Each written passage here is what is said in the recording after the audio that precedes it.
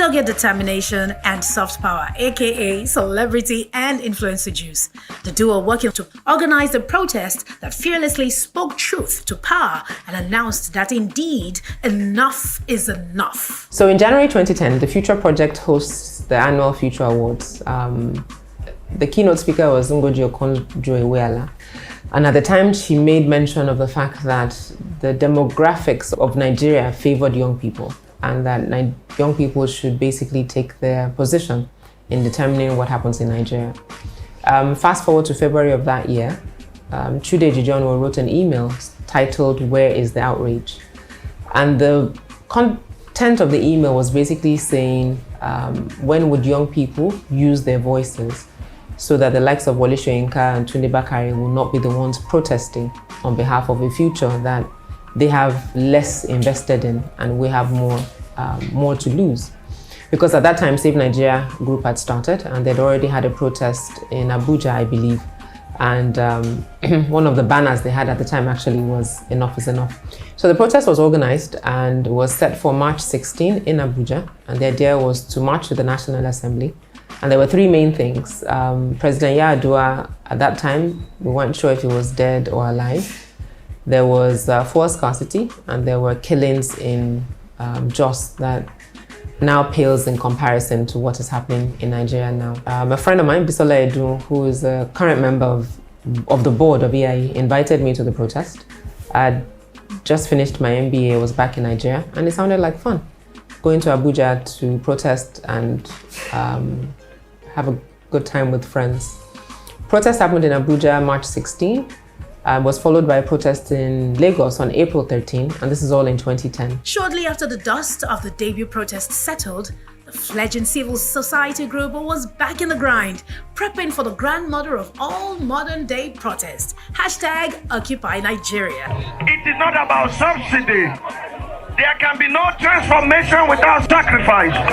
They are now willing to sacrifice anything for this nation. Rumors around a proposed fuel price increase. We had a meeting and started strategizing about a response to that. I did some research around what the issues were and what the concerns were. We sent a letter to the then Minister of Finance, Ngozi Okonjo-Iweala, requesting for a meeting to have a conversation with young people around why it was proposed to remove subsidy and what the plan was from the federal government. A town hall was held, I believe, later that year as well, just talking about the issues. A clip for that has become now very popular. Around what the mathematics of continuing with the fuel subsidy is. Everybody woke up January 1st to the news that fuel subsidy had been removed. And because we had had the meetings and we were prepared, we could basically immediately kick into action. And we focused on two main things, really: information. So we presented the information in a way that was easy for people to access, and basically showing before subsidy, this is what the price of goods, general goods are. And once it's been removed, this is what it will become. And when Pastor Tunde and Save Nigeria started hosting the Ojota protest, we participated in that. Time has come for the people of Nigeria to rise and say, enough, enough, enough. And in addition to mobilizing people, we were very strong online in sharing information. So not just in Lagos, but we became a hub for people across the country who were then doing similar protests, letting us know when their protests will be, where they're meeting, where they're going, sharing pictures, sharing information, documenting, not just in Nigeria, but across the world, where Nigerians were holding similar protests. Because they were happening in Germany, Switzerland, London, New York, DC, all across the globe. Nigerians were protesting on the same issue. And that was our particular role. Next up was the #OurNAS protest of 2013, which led to the #OpenNAS campaign. Want the breakdown, then you will come and get the breakdown. Who did you ask? And I'm telling you today, if you want my salary, I have my pay slips and I will give it to you. There is no problem there. Hello, yeah. Okay. Hello, yeah. Hey. Yes, so my people, Matuba Bade so the free open NAS hotline powered by over 10,000 petition signatures. We have achieved goal 1 and a breakdown of the National Assembly's budget is now public for the first time in 7 years. This shows the power you have to change things as a citizen.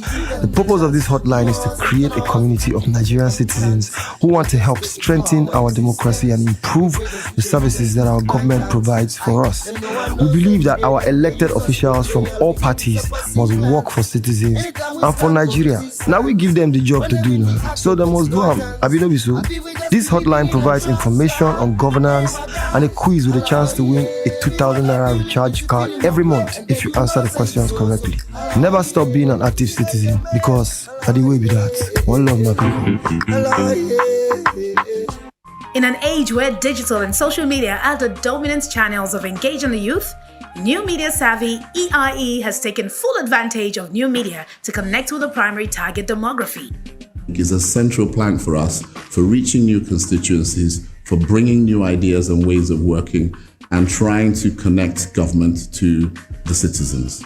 This year, with the support of SACE, we did a couple of things actually. So our first session focused on active citizenship and basically just looking at how citizens engage. How can they use technology to engage, success stories, challenges, and how to overcome them. In the past, communication was one way, specifically from government to citizens. Citizens had no opportunity to engage, had no opportunity to talk back, no opportunity to even question or decide or discuss what was happening. Now they have complete interaction. We say that EIE leverages technology. So technology includes new media and our audience are people primarily with access, who are literate to technology, as we like to say.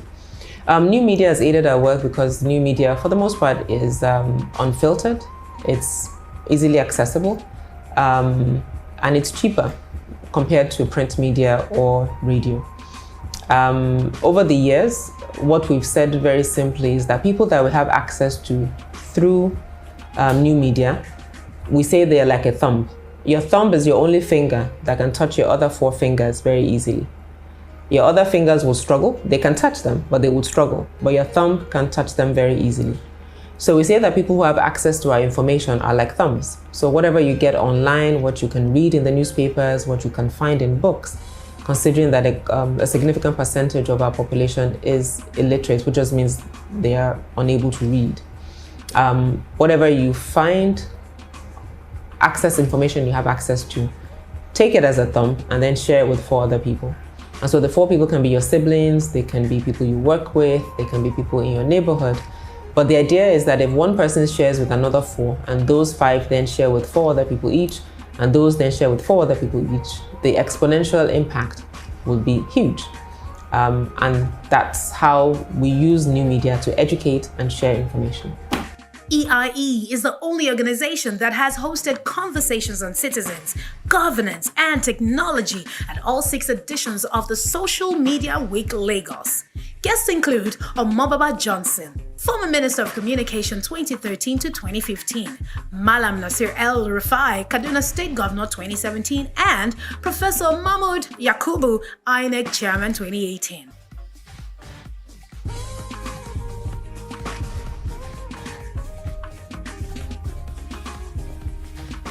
Up next was the New Media and Governance Conference, a conference on the interconnectivity between new media, citizens, and governance. Co-hosted in 2012 with the Yaradua Foundation, co-hosted in 2016 with the Budget and Paradigm Initiative Nigeria.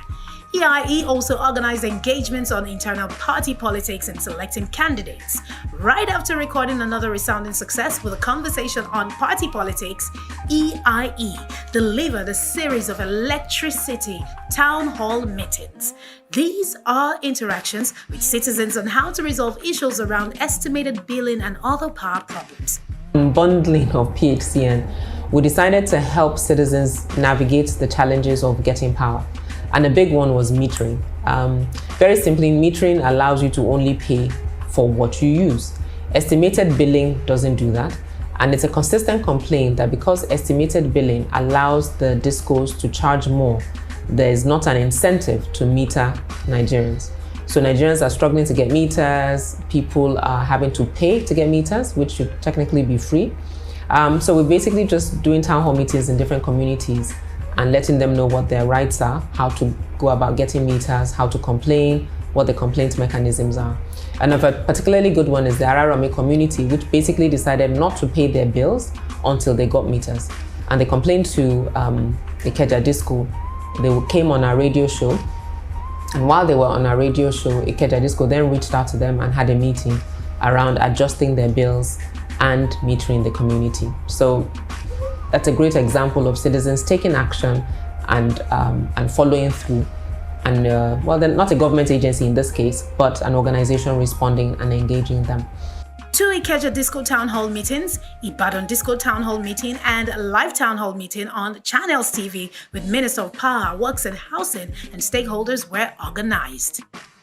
Power is produced on an ongoing and continuous basis. And therefore, whether you are an individual consumer, whether you are a government department, billing and settlement of bills are an ongoing and continuing reality of the industry. EiE, working with partners all over Nigeria, organized the One Voice Nigeria rallies in February 2017 and February 2018. The first was a nationwide protest, while the second rally focused on voters' mobilization. I stand with Nigeria. One voice Nigeria. I stand with Nigeria. And they tell people something like, some people they tell me on social media, then because they will not see money spent, say we collect money from the government way pass. And they tell them, I don't know Jonathan, I don't care who Jonathan be. I don't care who Buhari be. I don't stay here because of Buhari. You understand me? And they hear about the governance for this nation. Both tell ourselves the truth. Everybody for this nation is the government of itself. Yes, sir. Don't be you that provide water for yourself. Don't be you that give yourself light. Only in Nigeria now you will see where person go get 3 generators. Go backup generators. And we want 100,000 people, get at least 10 people each to register to vote.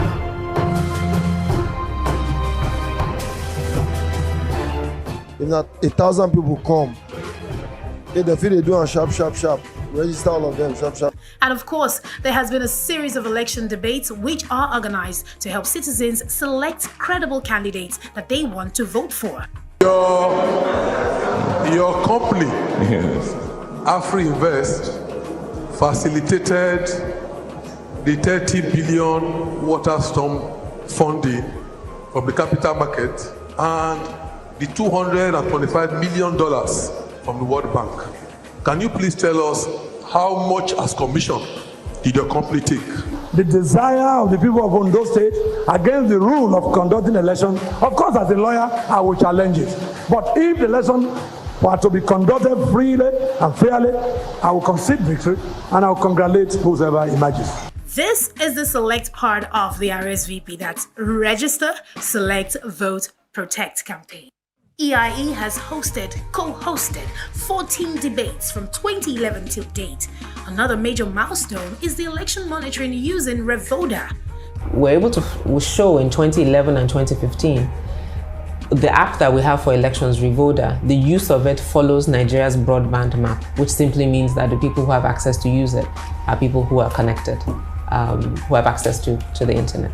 Developed in 2011 and updated periodically, Revoda was recently used by volunteers in Edo State and Ondo State governorship elections, Osun West senatorial elections, and Lagos local government elections. To ensure that the message of active citizens' participation in governance is top of mind, the hashtag Office of the Citizen radio program was created and launched. It has enjoyed warm reception and is currently in 7 states. EiE has programs on about 8 stations across the country, Gobe, Kano, Calabar, and the idea is basically taking what we're doing on social media off social media and bringing it offline. So 1 hour on those stations, we're a topic every week, and citizens get to call in, ask questions. So we educate and we engage with the radio programs that we have across the country.